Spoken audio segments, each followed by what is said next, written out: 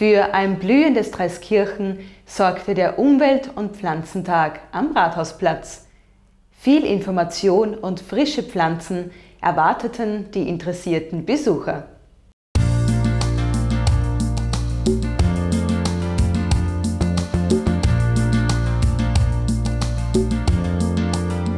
Das ist in den letzten 20 Jahren kontinuierlich mit Frühlingsbeginn, dass wir diesen Pflanzen-Erde-Umwelttag machen, wo wir unsere Stadt im Frühling die Leute motivieren, sich noch mehr einzubringen, auch die Gestaltung ihrer Gärten, ihrer Vorgärten, Balkone.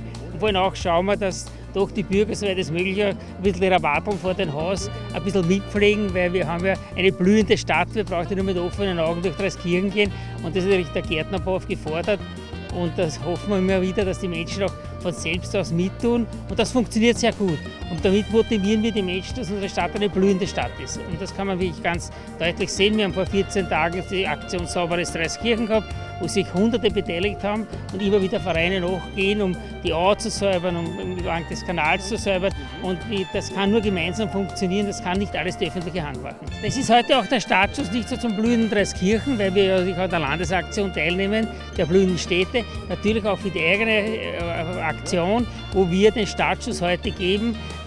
Pflegen Sie Ihre Vorgärten, reichen Sie mit ein, dass Sie bei der Preisverleihung blühendes Dreiskirchen dabei sind. Diesen Umwelt- und Pflanzentag mache ich nun zum 7. Mal in der Stadtgemeinde und er soll ein Höhepunkt sein, dass wir ganz einfach die Bürgerinnen und Bürger hier einstimmen, an der Aktion teilzunehmen einerseits. Auf der anderen Seite das umfangreiche Angebot, das sich hier in Dreiskirchen bietet, wenn man hier schaut, von Fahrrädern hin über Blumen, über diverse Angebote, findet hier sehr reichhaltige Möglichkeiten, um hier ganz einfach sich grün einzudecken oder auch bunt einzudecken.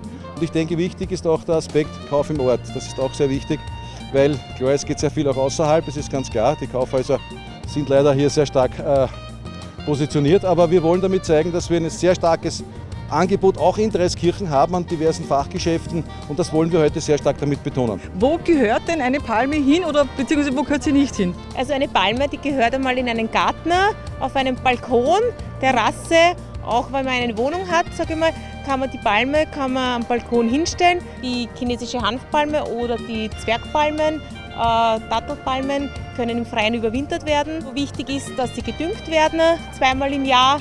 Also eigentlich eine pflegeleichte Pflanze. Da haben wir hinten ein wunderschönes Bienenhotel stehen. Hat das jetzt wer gebastelt? Ja, wir die Kinderfreunde natürlich. Wir sind ja nicht nur bei den Kinderbälle fleißig unterwegs, sondern auch in der Umwelt. Wir machen sehr viele Outdoor-Spiele, wir machen ein Ferienspiel wieder mit und basteln unter anderem auch. Im April, Mai geht es los, eben so Nistkästen und Nützlingshotels. Wobei wir schon vor 2 Jahren mal ein ganz großes gebaut haben für das Pensionistenheim.